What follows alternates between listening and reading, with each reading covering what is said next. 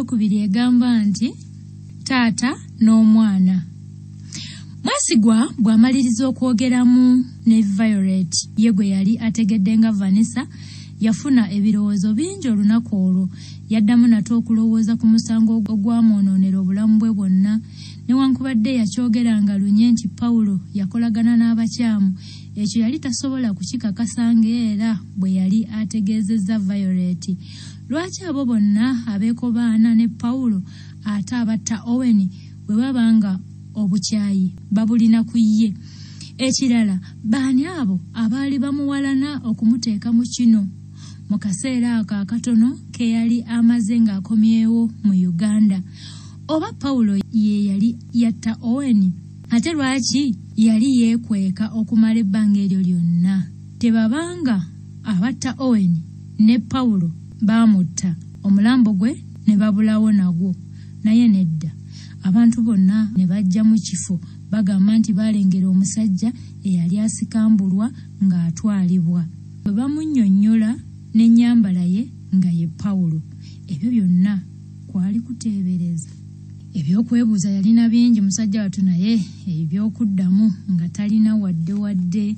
Kaakati lwaki yalogootana erinnya lyange okumusonyiwa ng'abatemu bamutwala Pawulo oyo? Kwali kugezaako kwekweka abo abaali bamutwala oba? Mwesigwa yasoberwa bambi, yasoberwa. Ekizibu ekyaliwo, teyalina muntu amwesiga. Kitaawe yali tamukiririzaamu n'omulundi n'ogumu, era ng'asiiba amunenyanga bw'atalina makulu. Yalowooza ku bigambo bya Violet bye yali amugambyeko, agezeeko okunoonya ekyokukola. Mu butuufu osanga kyekyali ekiseera naye okubaako kye yeekolera ave mu kulera engalo. Yalina okukakasa kitaawe nti alina eky'omugaso ky'asobola okuba. Bw'atuuka awaka yajjayo empapula ze zonna ez'obuyigirize, okugattako amabaluwa g'amakampuni ag'enjawulo ge bamuweerezangamu nga gamusaba okubakolera. Yatereza amabaluwa gano emu ku emu nga muli yeebuuza oba ku zonna waali wakyaliwo eyeetaaga okumukozesa. Yali amaliridde okutandika okukola, kakibenga tagenda kufuna musaala gwe yali ayagala. Enkeera yabukeereza nkokola n'ajjayo essuuti y'emu ku ezo ze yalina n'ettaayi n'agisiba, olwo n'ayolekera ekibuga okutandika okunoonya ekyokukola. Wasuza otya eyo nnyabo? Bw'atyo Mwesigwa bwe yalamusa omuwala gwe yasanga ku mulyango gwa bbanka emu, mwe yali yasabako edda omulimu ne bagumuwa, naye n'agaana okukola. Omuwala yamuddamu, bulungi ssebo, osiibye otya ssebo, nkuyambe muki mukama wange? Mwesigwa yagenda ku mmeeza y'omuwala ono we yali atudde n'amubuuza obanga asobola okulaba omukulu akola ku nsonga z'abakozi mu bbanka eyo. Mukama wange, omukulu yabadde asuubira okukulaba olwaleero? Mwesigwa yasooka n'awunuunamu, nedda, naye neetaaga okumulaba kaakati, nkoze ntya? Omuwala yasooka n'asituka we yali atudde n'amusaba agumiikirizeeko nti era yali akomawo mu kaseera mpawe kaaga. Mwesigwa yatuula ku katebe akaali awo ke bali bamuwadde. Omuwala yakomawo we yali alese Mwesigwa era nga tannatuula na wansi. Yamutegeeza ebigambo bino, mukama wange, ngenda kukusaba okuleka wano endagiriro yo n'ensonga lwaki weetaaga okulaba omukulu oyo. Togenda kusobola kumulaba olwaleero kubanga alina ensonga nnyingi ez'okumaliriza. Mwesigwa yasituka we yali atudde n'atwalira omuwala oyo ebbaasa, omuwala ebbaluwa esaba omulimu. Omuwala yamwenya nga bw'amugamba nti weebale nnyo ssebo okuba omugumiikiriza.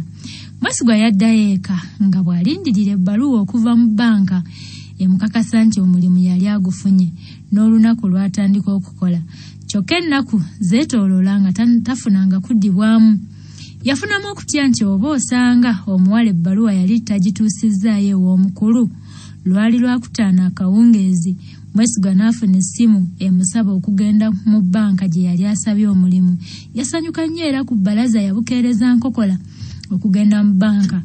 Yatuukira wa muwala gwe yasanga ku luli mu kifo awatuukirwa abagenyi. Omuwala olwamulaba n'amwenya.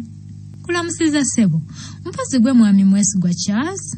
Nono n'amukakasa nti yeye. Omuwala yakebera mu bbaasa ennyingi ezaali awo ku mmeeza ye okutuusa lwe yafuna yali ayagala. Yajjayo ebbaasa eya kkaki n'agikwasa Mwesigwa. Mwesigwa ng'amaze okugifuna yeebaza omuwala olw'okubeera omuntu mulamu. Yafuluma abweru Mwesigwa. Wafuluma abweru bw'ekizimbe n'asumulula ebbaasa alabe ekirimu. Ebigambo tebyali bingi era kyamwanguyira Mwesigwa ono okumanya nti omulimu baali tebagumuwadde. Musajja wattu eyajja yeesunga amawulire ag'essanyu byamukalira ku matama. Amaanyi gaamugweramu ddala eyajja yanguyirira eka yaddayo akottoka bukottosi. Kyamuluma nno naye nga talina kyakukola. Bwe yaddayo eka yatuulira ddala awo mu ntebe n'alowooza okumalira ddala akaseera. Yamalirira obutaggwaamu ssuubi era yasalawo agezeeko ne mu kampuni endala yonna gye yali yaweebwako ku mulimu mu kusooka. Ku olwo yawandiika ebbaluwa ezisukka 20. Ebbaluwa zonna nga zifaananira ddala n'ezo ze yawandiikira amakampuni gano mu kusooka. Yatambuza ebbaluwa n'azituusa buli gye yali asuubira okuweebwa omulimu. Yabeereka ebbanga eryo lyonna ng'alinda okuddibwamu. Yalekayo n'okunywa omwenge si kulwa ng'ayitibwa nga yagangayidde dda. Musajja wattu ne bwe yeereswa okugenda mu kibaala okwenywera naye era yonna tewali gye yafuna mulimu anti bagamba nti okali adda kadda dda. Ebbaluwa ze yafunanga ng'ategeezebwa nga bwe baafuna edda omuntu mu kifo ekyo. Bino byamweraliikiriza nnyo n'atandika okwejjusa lwaki yateeka amalala mu by'okukola mu kusooka. Laba kaakati ekiyenje kati kye kigoba enkoko. Naye munnange bagamba nti amagezi luwombo yafuna ga kusaba mulimu mu kampuni endala. Eky'omukisa yali yeekakasa empapula ze anti zaali zimwogerako birungi na bumanyirivu bwokka. Ku olwo Mwesigwa bw'ayingira mu buliri ekiro okwebaka yafuna ekirowoozo. Lwaki sigenda n'ensaba taata omulimu mu kampuni ye? Lwaki? Nja kuba ng'omwana eyazaawa. Nja kuba sikola bukozi ssente wabula n'okulaga nti ndi musajja asobola okukola mu maaso ga kitange. Enkeera Mwesigwa yakeera ku woofiisi ya kitaawe n'amusaba omulimu. Kitaawe bw'amulaba kwe kusooka okuteeka wansi ku mmeeza ekkalaamu gye yali akutte ng'aliko by'awandiika. Oluvannyuma lw'omwaka ssebo okomyewo gye ndi. Leero oyagala mmeka? Mwesigwa yakololamu katono n'amuddamu nti tegubadde mwaka taata, ziri wiikisi 2 zokka ate sinoonye ssente zo. Omwana nga yalina akazigo mukamu. Kitaawe yamutunuulira enkaliriza n'amubuuza nti kaakati bw'oba tonoonye ssente ddala Mwesigwa olwaleero oyagala ki? Obaddeyo omutima ne gukunnumira oba oyagadde kujja kumaliriza namukadde gwe otuule mu ntebe eno? Mwesigwa n'obuwombeefu yamugamba nti sifuddeeyo taata, ku kiki ky'ondowooleza sikifuddeeko. Ekikulu kya byonna nkusaba ompeeyo akadde nkunnyonnyole ku kindeese. Kitaawe bw'alaba obumalirivu bw'ayogeza yamusongera ku ntebe n'amugamba entebe yiyo tuula awo nnyonnyonnyole. Bw'obaddeeyo. Mwesigwa yasooka n'asirika. Oluvannyuma n'atandika okwanja ensonga eyali emuleese. Taata, nzize kusaba mulimu mu kampuni yo. Kitaawe yaseka. N'asekera ddala. Mwesigwa bw'ayongera okunogaanya ekimuleese kitaawe yeeyongerera okuseka ssebo. Oluvannyuma lw'akaseera ng'aseka yawunzika omutwe ku mmeeza ate oluvannyuma n'agusitulawo n'atunuulira mutabani we. Mu butuufu onnumiza omutwe mwana wange. Nfunira ne ku giraasi y'amazzi awo mu fridge. Nyweko nga kantolooze tannankuba kigwo. Mwesigwa yasituka n'akola nga kitaawe bwe yali amusabye. Yagenda mu fridge eyali awo ku mukono gwe ogwa ddyo n'aggyayo otuzzi n'atuttulula n'atuleetera kitaawe mu giraasi. Kitaawe bw'anywako emimiro nga giigyo kwe kuyimusa amaaso ge eri mutabani we. Kakasa kyoyogedde Mwesigwa oba oli mu katemba nate? Mwesigwa yamutegeezanga bwe yali omumalirivu mu bye yali ayogedde. Mwami Kuteesa, yali Mwami Kuteesa baaba. Mwami Kuteesa ng'ono ye kitaawe wa Mwesigwa yamubuuza obanga yali awandiise ebbaluwa esaba omulimu. Omwana n'addamu nedda taata, mbadde sinnagiwandiika naye nkusaba onjazike ku kkalaamu n'olupapula njiwandiike. Kitaawe yamukomako namuga nti nedda gireke bireke. Mwesigwa waliwo ekizimbe kyenzimba eyo wansi. Ngenda kwogerako n'omukulu. Ogenda kugenda olabirire abakozi baayo abagenda okukola ku kizimbe ekyo balabirire. Mwesigwa yatunuulira kitaawe n'amwekaliriza amaaso. Ngamba nti osaaga mu bino by'oyogedde oba mu butuufu mu bonna abakozesa gwe wandisoso okukitegeera nti neetaaga ekyamaanyi okuva mu buyigirize bwange. Mu butuufu toswadde taata nakukiŋŋamba nti diguri yange ngenda kugiziika mu musenyu nze Mwesigwa nze. Mwesigwa yasigala anyeenya omutwe. Kitaawe yamutegeeza nti ky'ogamba tosiimye ekyo kye nkuwadde naye gw'olisiimako ddi era olowooza olijjawa ekikugwanira ky'otokoleredde. Mwesigwa yatunuulira kitaawe ng'alinga eyeewuunya. Naagala ky'oyagala okugamba saakikolerera taata, saakikolerera. Omanye emirundi gye nakeesanga nga seebaseeko ne ntuuka n'okusuza ebigere mu mazzi agannyogoga mu bbalaafu okusobola okweggyako otulo nsule nga nsoma ebitabo nsobole okuyita obulungi. Taata ebyo tobijjukira. Kitaawe yamwenya n'amugamba kaakati bwe wayita otyo bwe wayita obulungi. Mwesigwa yamwanukula mangu ddala nti neetaaga ekisingawo. Taata we kwe kumwanukula nti mu butuufu saakimanya nti okukutwala e Bulaaya okusoma nakwonoona bwonoonyi. Nalowooza nti nkuyamba naye kaakati lwe nkimanya nti nakola kyamaanyi nnyo okukufuula ky'oli mwana wange. Naye kino ndowooza tukyogedde emirundi egiwera nti bw'oba oyagala okutuuka wano bwe woowulira w'oyagala olina okusooka okukkiriza nti bye wasoma olina kusooka kubiggya mu bitabo obiteeke mu bikolwa. Tonsuubira nze kugenda kukolerera eri wammanga gwe nkuleke wano ssebo senkaggale olw'okuba wasomera Bungereza nze gye saatuuka. Nedda. Aho ojja kuba weerimbye Mwesigwa. Tokisuubira na kisuubira. Kino nkugambanga kitaawo ate era ng'omuntu akwagaliza. Kye kiseera okutandika ekintu ekikyo okusinga okugendera mu nkwawa z'abalala. Weeweeyo okole. Nsaba tukolere wamu mwana wange. Gezaako okuntegeera. Gezaako okutegeera bye nkugamba. Abaana abaasomanga basibu.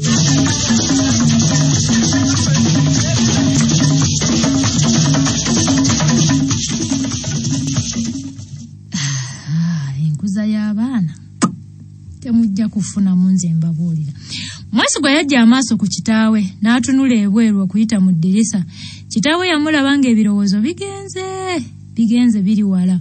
Kwe kumugamba nti kansuubire nti wano sisigazaawo mubiri gwokka wabula n'omwoyo gwo.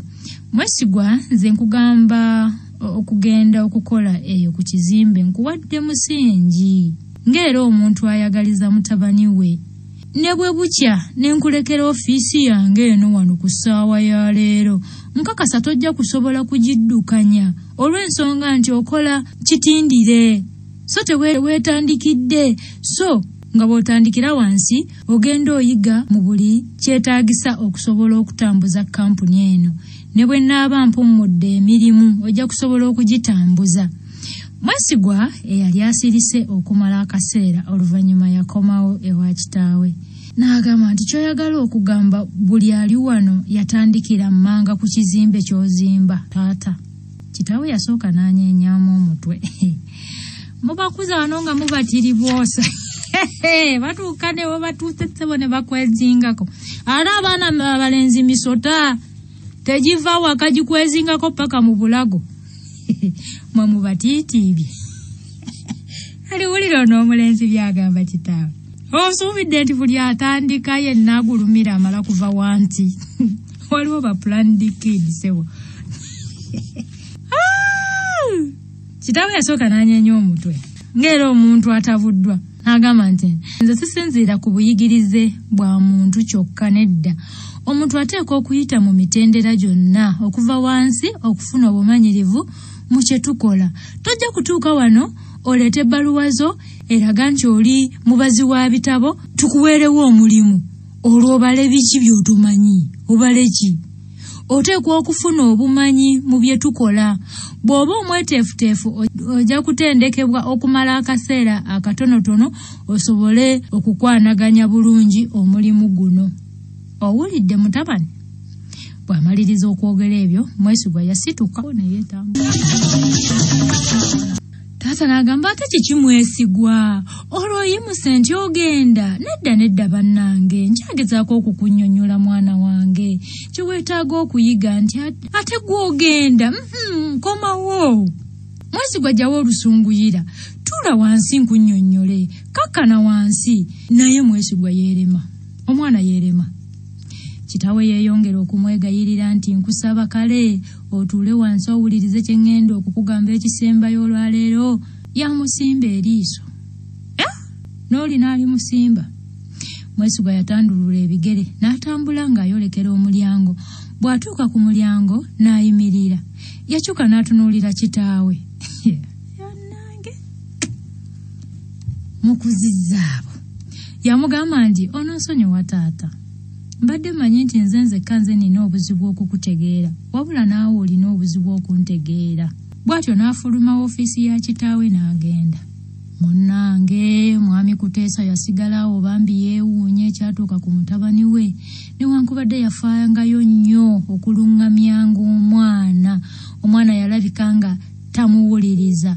Ebiseera ebisinga yaddanga awo ne yeenenya nti oba osanga mutabani we ye yamufuula ekyo kyali. Okuva omwana bwe yagenda okusomerako ebungereza eyo, yafuna amalala agatagambika. Omwana takyagambwako.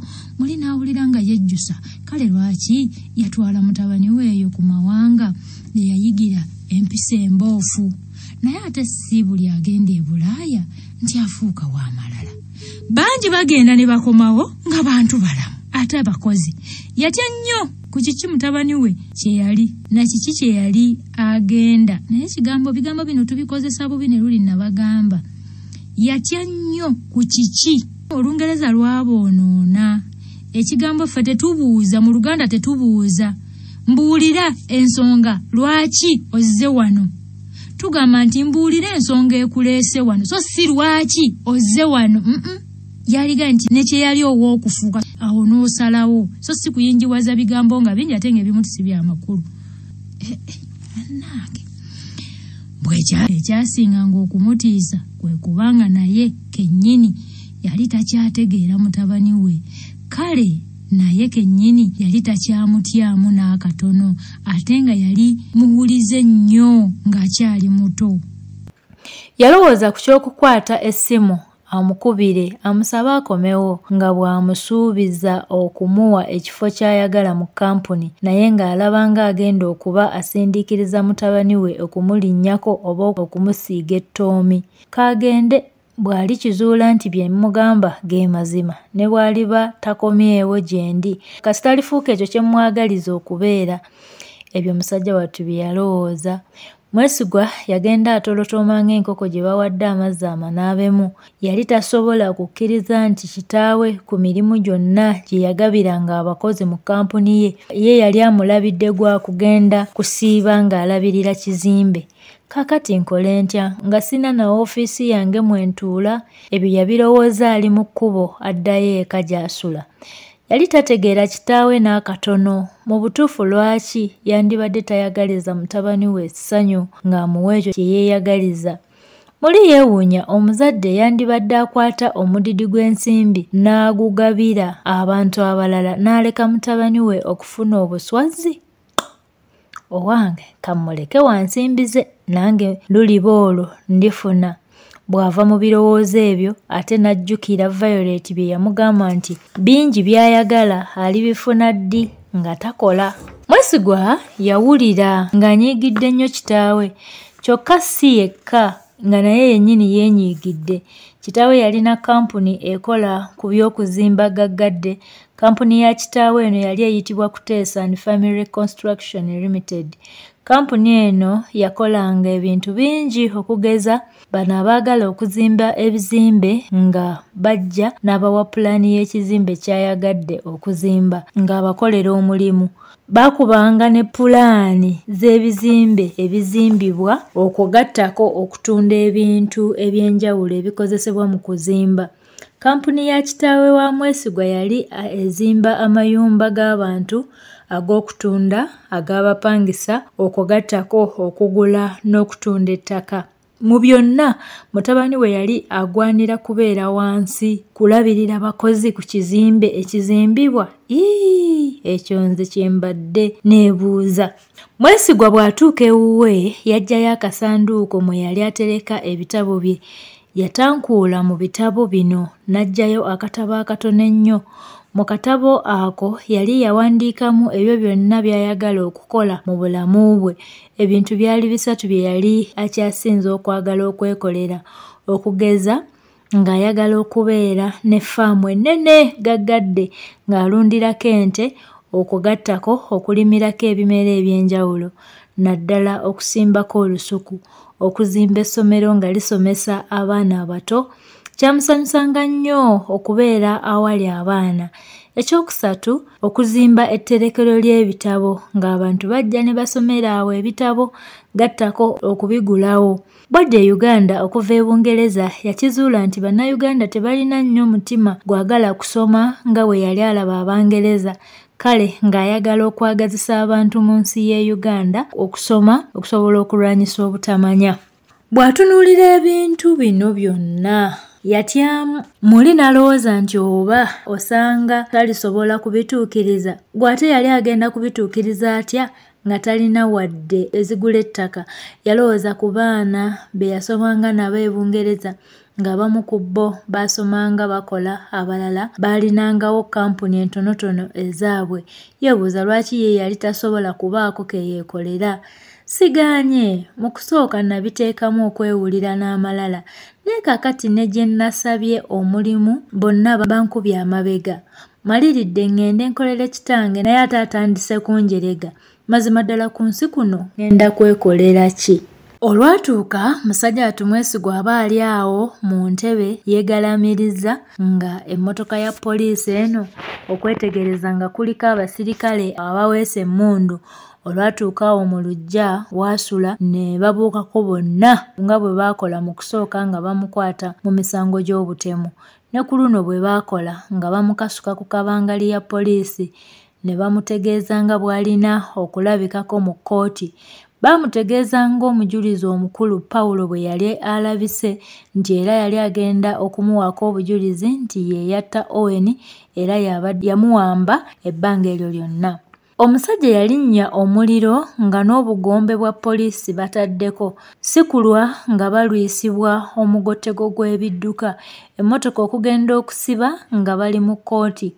Mwesigwa ekyamwewuunyisa n'abantu yabasanga mu kkooti baali batudde dda nga balabika obwedda bamulindiridde. Bwe bamuyingiza abantu bonna ne bakyuka okumutunuulira.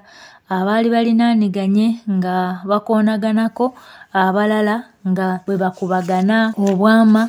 Yakanya kugamba abasirikale nga bw'atattanga ku muntu naye nga bo tebamukkiriza kubeesikambulako, wuuyo bamuwerekereza kumutuusa mu kaguli.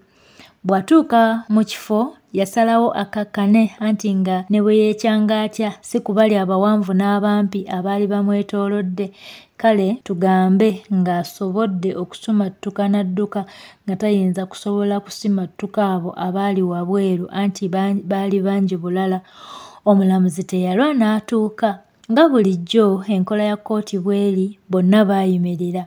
Oluvannyuma lw'okukkalira wansi, omulamuzi baamutegeeza fayiro nnamba y'omusango ogwali gwaggalwawo nga bwe baali baagala guddemu okuwulirwa, era oluvannyuma ye omu avunaanwa okutta omuntu n'amannya ge nga ye Mwesigwa Charles. Oweekitiibwa omulamuzi, omuntu y'omu oyo waggulu avunaanwa okuwamba omuvubuka amanyiddwa nga Kasibante Paul. N'ogwo omusango gwali gwaggalwawo nga tusaba nagwo guddemu okuwulirwa. Mwesigwa we yali atudde byali byamusobedde dda. Yali tafaayo ku kiki ekyaliwo ku ssaawa eyo mu kkooti era nga ne byonna ebyogerwa talina kyategeera okuggyako okubiwulira obuwulizi. Akategeera kaakomawo ng'awulira bayita omuvubuka Kasibante Paul okujja okuwa obujulizi. Yakyusa ensingo okutunuulira omujulizi nga mu butuufu ye mukwano gwe yennyini Pawulo.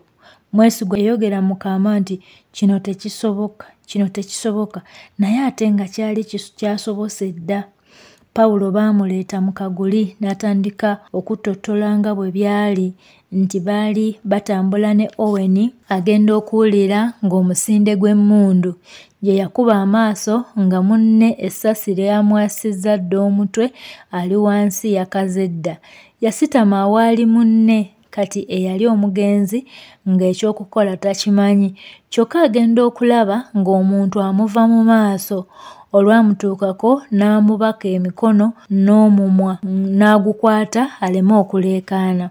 Bwe yeetegereza obulungi nga ye munywanyi we Mwesigwa nti kale yatandika okulwanagana naye nga bw'amusaba okumusonyiwa aleme kumutta.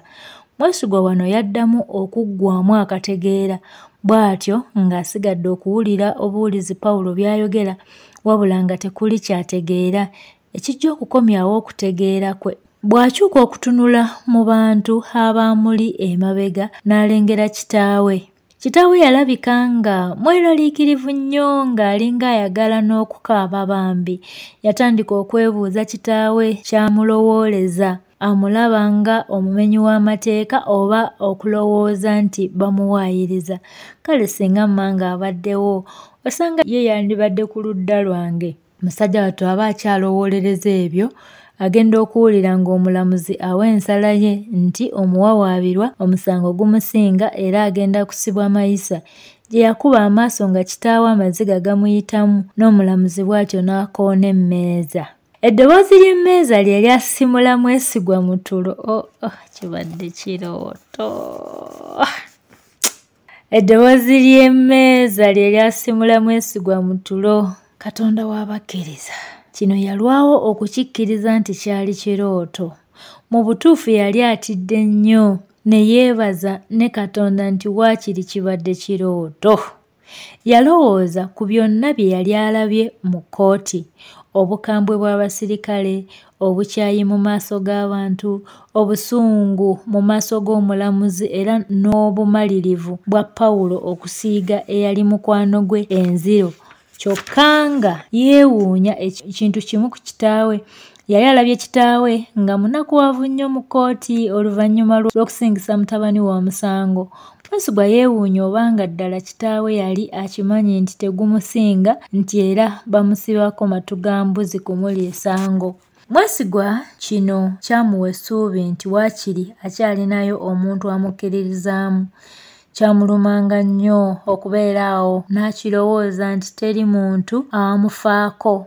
Ng'oggyeko kitaawe omuntu omulala gwe yali amanyi nti amufaako yali Paul. Kyokka laba bwe kituuka okuba nti mukwano gwe ye yali amuwaako obujulizi obumuluma. Yawulira ng'ensi agyetamiddwa ng'awulira ayagala kufa aveewo. Kyokka ekyo kitaawe kye yakola mu kkooti kyamuwa essuubi.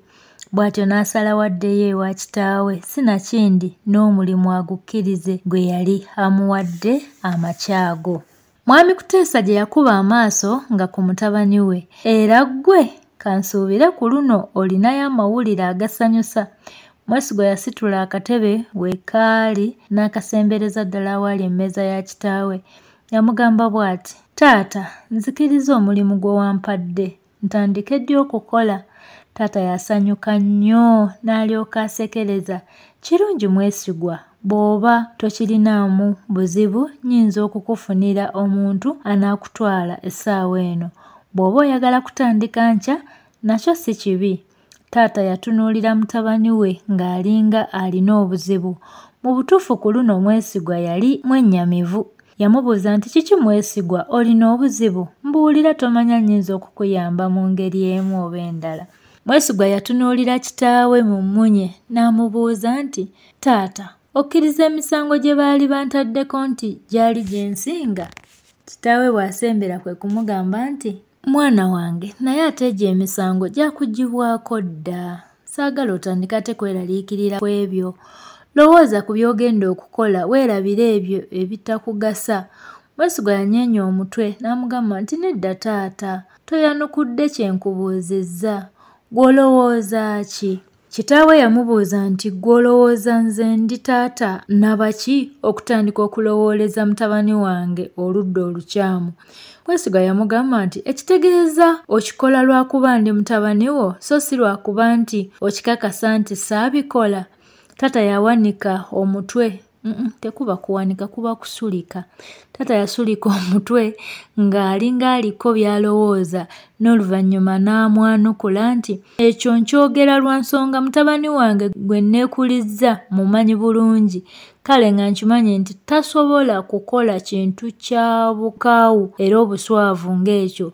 Mwesigwa yali musanyufu, waakiri yali afunyeeyo ebigambo ebisanyusa era ebimugumya okuva eri kitaawe. Violet byali byamusobedde dda. Tuzzeeyo ku Violet. Byali byamusobedde dda. Omuvubuka yamusisinkana omulundi gumu gwokka mu kibaala, wabula okuva ku olwo yali taddangamu kumukubako kimunye. Yakikolera sabbiiti nnamba nga buli lunaku yeeyisaako ku kibaala okulaba obanga Mwesigwa waali, wabula ng'atambulira busa. Naye munnange ate nga tasobola kubivaako anti omulimu guba mulimu. Yalina okubaako engeri endala gy'ayiiya okusobola okumaliriza omulimu guno nga bakama be bwe baali baagala. Yasalawo amaaso agajje ku kibaala agazze Mwesigwa gye yali asula. Na kino yakikolera ebbanga naye nga talabanga Mwesigwa bw'ayingira oba bw'afuluma. Mwesigwa bw'akkiriza omulimu gwa kitaawe gwe yali amuwadde, yakeeranga nnyo ate nga nnyuka bugenzi. Kino kyawa Violet obuzibu n'atuuka n'okulowooza nti Mwesigwa osanga yali yasenguka. Yali ayagala okuva ku by'okuketta Mwesigwa gy'asula ng'ayagala kuzuula wapya gy'asula ng'alowooza nti oba yasenguka. Naye yajja n'afunamu okubuusabuusa ng'alowooza nti oba Mwesigwa alina abantu be yeekengera ng'ennyumba agiyingira era n'agifuluma mu bubba. Kye yakola kwe kuyita omuyambi we Sagala atandika okuketta ekifo kino okulaba obanga Mwesigwa akyabeerawo. Mwesigwa ebintu byamubeerera byangu eyo gye yali akola. Enkolagana yali nnungi ne bakozi banne abalala ate nga bamuwa ekitiibwa. Taata yali musanyufu nnyo okulaba mutabani we eyali ategedde kye yamunnyonnyolanga. Bwe yannyukanga eyo gye yakoleranga ng'ayitirako mu ofiisi ya kitaawe ne bawayaamu. Kitaawe yamunnyonnyolanga ku byonna kampuni yaabwe bye yakolanga n'engeri gye baabikolamu. Mwesigwa yafuna okusikirizibwanga kw'amaanyi okwagala okwongera okuyiga buli kyetaagisa ku kampuni ya kitaawe. Olwatuuka Mwesigwa ng'abuuza kitaawe, kaakati gwe wajja otya okutandikawo kampuni ennene bw'eti? Amazima gali nti nange njagala okubaako kye nkola. Kyokka ebiseera ebimu nfuna okubuusabuusa obanga nnyinza kukiyimirizaawo. Kitaawe yamugamba nti tewali kitasoboka mutabani. Kye weetaaga bumalirivu na kwekiririzaamu. Ebisigadde obirekere Mukama. Gw'olowooza nze okutandika kampuni eno natandika na kinene? Nedda natandika n'obusente butono nnyo nga nsuubula ebyo ebyeyambisibwa mu kuzimba. Kyokka nalina essuubi ku kye nali njagala era nakola nkisimbyeko nnyo ebirowoozo okutuusa we nagambira nti era kale. Kyokka ate olaba newankubadde kiri bwe kiti nkyalina ebirala bye nduubirira.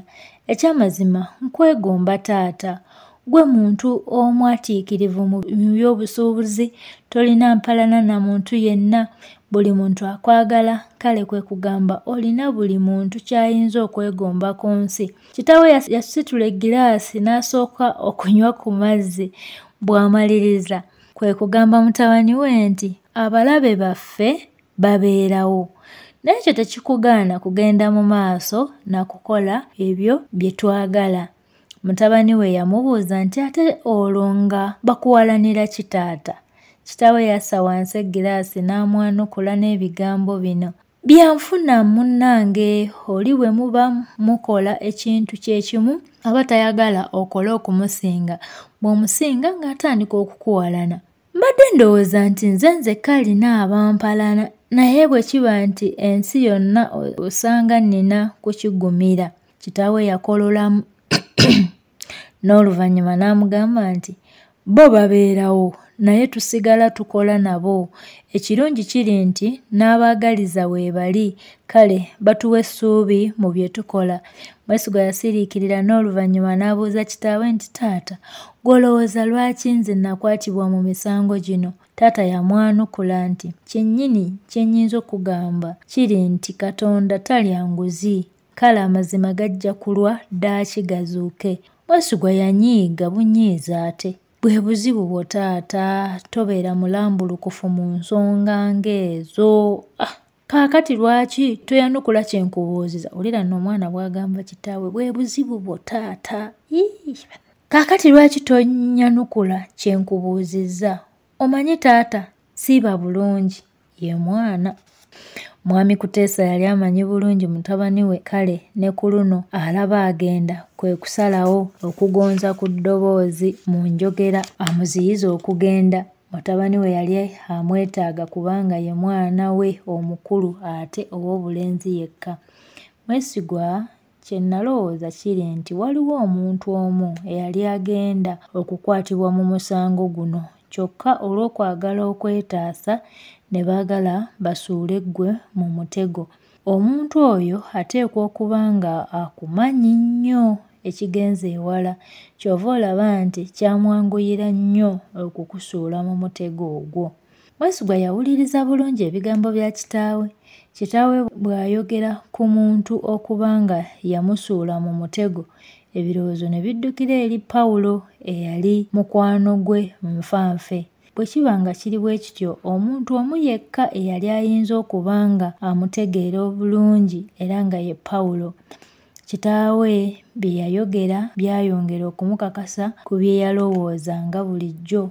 Bw'otunuulira byonna ebyaliwo mu kifo awaali obutemu buno, nga Mwesigwa talemwa kulowooza nti n'omulamuzi wali wa kisa busa obutamusalira musango, anti eyategeka engeri y'okusiigamu Mwesiga enziro, omulimu yali agukoze bulungi nnyo. Taata, lwaki tonnyambako okuzuula omuntu oyo eyakola kino? Mpulira nga nkooye okutambuliranga mu bulumi. Kitaawe yeefuula nga atawulidde n'agenda mu kakabada akaali awo ku mabbali. Yakebera mu bitabo n'aggyayo akatabo akaali akatonotono nga kali mu langi eya kiragala. Bw'atuuka ku mmeeza n'akasindikira mutabani we n'amusaba okukabikkula. Bikkula olupapula namba 14. Mwesigwa yabikkula n'atuukawo. Yatunuulira kitaawe ng'alinga amubuuza ky'ategeeza. Kitaawe yamusaba okusoma ebyo ebyali biwandiikiddwa ku lupapula olwo. Mwesigwa yatandika okusoma amateeka 10. Bw'amaliriza okusoma ogwali omutwe n'addamu okutunuulira kitaawe. Oli yamunyeenyeza omutwe n'amulagira okugenda mu maaso n'okusoma. Mwesigwa yasoma ebyali biddirira. Etteeka erisooka, weesige batono ddala ate abo b'olaba nga bagwanidde. Etteeka eryokubiri, kkiririza mu ekyo ky'owulira wabula si kutwala by'abalala. Etteeka eryokusatu, buli kintu kirina ekiseera kyakyo, kale we kuba kwebaka ekyo ky'oba okola singa kiba ky'ekiseera. Etteeka eryokuna, kozesa amaanyi matono singa kweyambisa bwongo. Etteeka eryokutaano, tosobola kugaana bizibu kujja gy'oli wabula ate osobola okubyewala bwe biba bizze. Funa engeri entuufu ey'okubivvuunuka. Etteeka eryomukaaga, towalana muntu, okwo kuba kwerumya wekka. Etteeka eryomusanvu, manya era otegeere ky'oli. Etteeka eryomunaana, gw'oba ng'osooka okumanya. Etteeka eryomwenda, waliwo engeri endala ey'okukolamu ebintu. Etteeka ery'ekkumi, tewali mbeera ya lubeerera, kale kyuka n'embeera. Bw'amaliriza okubisoma, Mwesigwa kwe kubuuza kitaawe ky'ategeeza, naye kwe kumubuuza nti okusinziira ku kye tubaddeko olowooza nnyinza kukugamba kutwala tteeka nnamba mmeka? Mwesigwa yatulika n'aseka. Kaakati weefudde Katonda, watandika n'okukola amateeka. Ye kitaawe yamutegeeza nti mu byabadde amulaze abadde amuyamba kuyiga kwekkiririzaamu. Nkuyamba kulekeraawo okwesiba ku bitegenda kuyamba. Keekadde olekeraawo okutunuulira ebikunafuya, otandike okutunuulira ebikuzimba. Bw'olifuuka ekitagasa lye ligenda okuba essanyu ly'omulabe wo.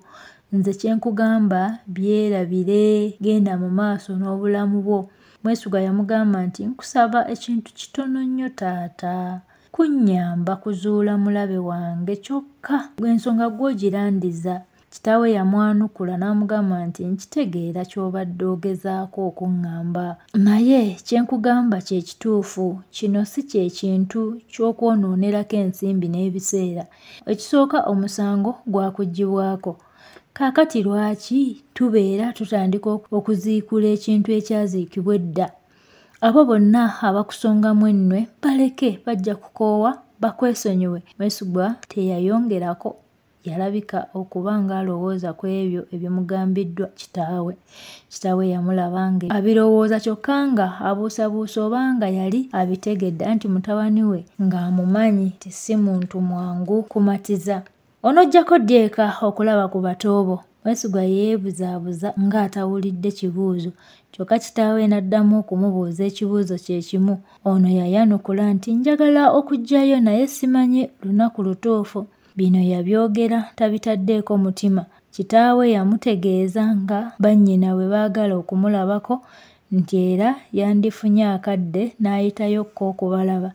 Mwesigwa kwe kumwanukula nti naye ayagala okubalabako, kyokka obuzibu buli nti bw'agendayo adda mu ntalo na muka kitaawe. Aba agenda okwongerezaako, kitaawe n'amukoma nti eyo emboozi eribeera ey'olulala.